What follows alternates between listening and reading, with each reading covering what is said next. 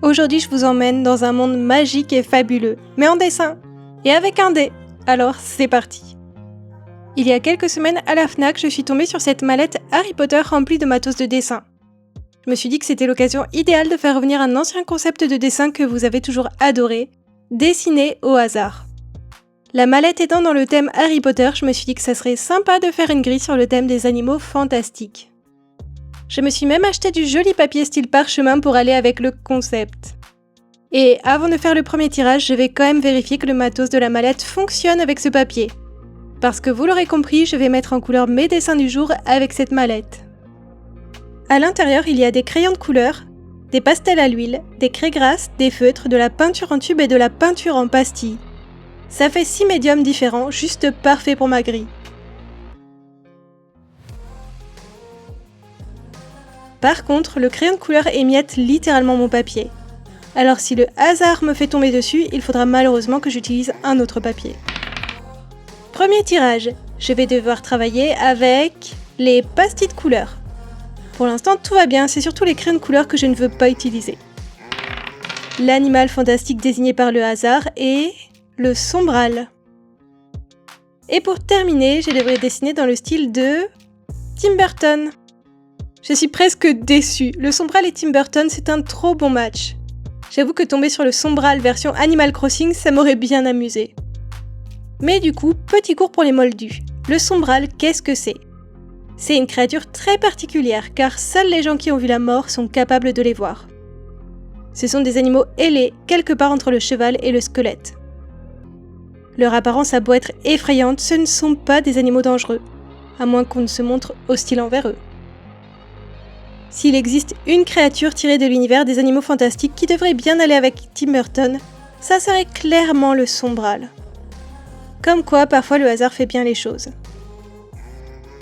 J'avoue que ça a quand même été assez difficile de réussir à trouver comment dessiner ma créature. Parce que Tim Burton ne dessine pas si souvent que ça des animaux. Alors plus que sur le travail de Tim Burton, c'est sur le boulot de Pimpin que j'ai le plus lorgné. C'est un illustrateur qui a imaginé les Pokémon dans l'univers de Tim Burton. Et c'est un peu grâce à son travail que mon sombral a pu voir le jour. Pour transférer mon dessin sur papier, soit je pouvais le redessiner à l'œil, soit le transférer avec du papier carbone, et clairement j'ai choisi cette option pour altérer le moins possible mon design. Avec un papier aussi épais, impossible d'utiliser la tablette lumineuse, c'était juste complètement opaque. Mais j'avoue que je ne suis pas très fan de cette technique. Elle est très pratique, très facile, rien à dire. Mais le croquis est quasi impossible à gommer. Ce n'est pas comme du crayon de papier classique, c'est vraiment très résistant.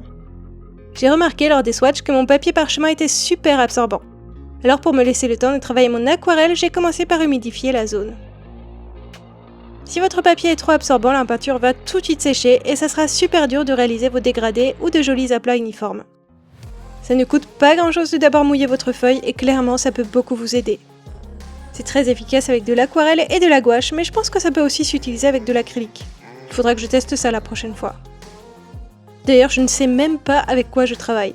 Sur la mallette, il est écrit « pastille de peinture ». C'est très précis, n'est-ce pas ? Mais bon, dans l'idée, c'est clairement de l'aquarelle. Pour en revenir au sombral, c'est une créature noire, mais j'ai décidé d'utiliser du violet gris pour donner plus d'intérêt à l'ensemble. D'ailleurs, ça fera sans doute plaisir à pas mal de monde. En général, quand j'utilise de la peinture noire, j'ai toujours quelques commentaires qui me disent qu'il ne faut jamais utiliser de la peinture noire. Ce à quoi je répondrai que pour moi, il n'y a pas de règle en dessin. Le principal, c'est d'être à l'aise avec la méthode qu'on choisit. Si vous avez envie d'utiliser du noir, que ça vous facilite la vie et que vous aimez le rendu, alors allez-y, pourquoi vous en priver ? À la base, j'avais prévu d'ancrer mon dessin en noir avec plein de traits. Mais j'ai tellement aimé le rendu de la peinture que j'ai préféré retoucher hyper légèrement les contours avec un crayon de papier. Je ne voulais pas lui alourdir la peinture en lui ajoutant des contours trop épais et trop présents. Et je pense que j'ai bien fait, enfin j'espère, dites-moi ce que vous en pensez. Deuxième tirage, je vais devoir utiliser les feutres. Et cette fois-ci, je vais dessiner un oiseau tonnerre. Et pour le style, ça sera Patronus.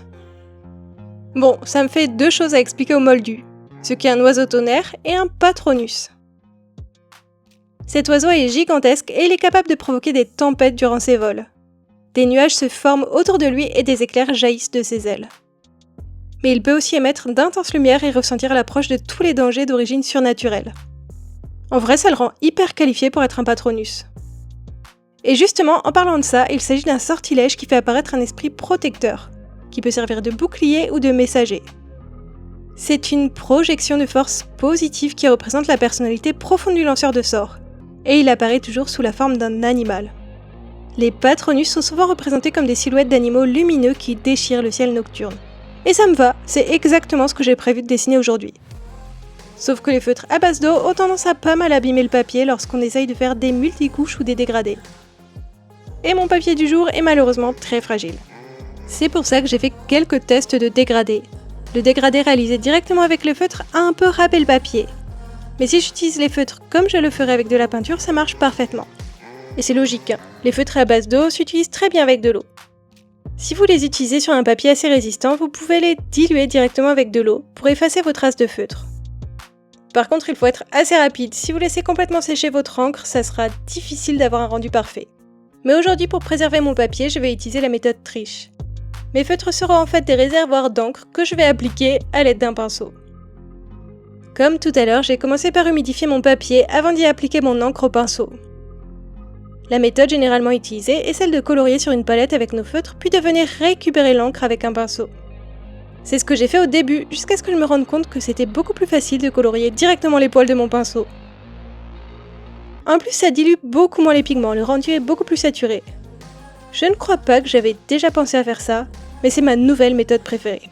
Bien sûr, il faut quand même humidifier son pinceau, mais ça reste super pratique.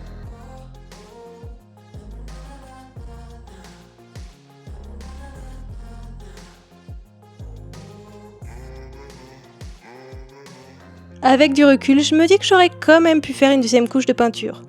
Mon ciel est un peu trop pastel, mais je vais faire avec. Pour la suite du dessin, je vais utiliser une craie grasse blanche de la mallette et un Posca blanc. J'aurais bien aimé utiliser un crayon ou un liner blanc de la mallette, mais il n'y en avait pas. D'ailleurs, il n'y avait aucun liner, alors j'ai à chaque fois dû utiliser les miens. C'est dommage qu'il n'en ait même pas prévu un, alors qu'il y avait une règle, du papier, une gomme, un taille-crayon et des pochoirs. J'espère ne pas tomber sur les craies grasses au prochain tirage, parce que c'est à peine si j'arrive à obtenir du blanc. Et j'ai vraiment essayé de construire ma couleur petit à petit, couche par couche, mais rien à faire. Heureusement que je voulais juste un léger effet blanchâtre, sinon j'aurais galéré. Et je vous jure que je n'ai pas appuyé trop fort, vraiment pas très solide ces trucs. Après, je n'utilise jamais de craie grasse, alors je ne sais pas si de base elles sont toutes fragiles comme ça. Pour finir, j'ai passé un petit coup d'ancrage bleu, il n'était pas prévu. Mais comme j'ai eu du mal à obtenir un voilage blanc, je trouvais qu'il manquait quelque chose. Mais peut-être que vous préfériez avant ?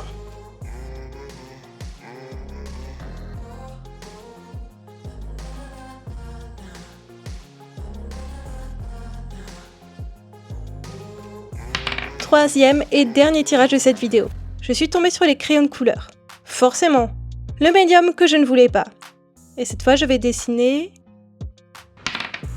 une chimère. Et pour le style, ça sera Pokémon. Cette fois, je suis vraiment contente de la créature et du style, j'ai trop hâte. Mais avant, je n'oublie pas le cours pour les moldus. Cette fois, c'est vraiment une créature très dangereuse et agressive. Elle a une tête de lion, un corps de chèvre et une queue de dragon. On raconte que cette créature est quasi invincible, et que le seul sorcier ayant un jour réussi à en battre une a fini par mourir des suites d'un accident provoqué par l'épuisement de son combat. Bref, si vous croisez une chimère, bonne chance. En réalisant le swatch de mes crayons de couleur, j'ai su que ça allait être compliqué. J'ai dû appuyer vraiment fort pour obtenir de la couleur. Et encore, je trouve le rendu très pastel. Le pire, c'est que la mine des crayons est très dure et quand on appuie fort, ça crée des petites lignes crevasses dans le papier. Et si j'utilise un papier adapté à ce médium. Du papier multitechnique Clairefontaine que j'utilise souvent avec des crayons de couleur, je sais que ça marche bien d'habitude. Enfin bref, commençons déjà par la créature. Je me suis inspirée de plusieurs Pokémon différents pour la tête, le corps et la queue. Au début, je voulais vous les citer.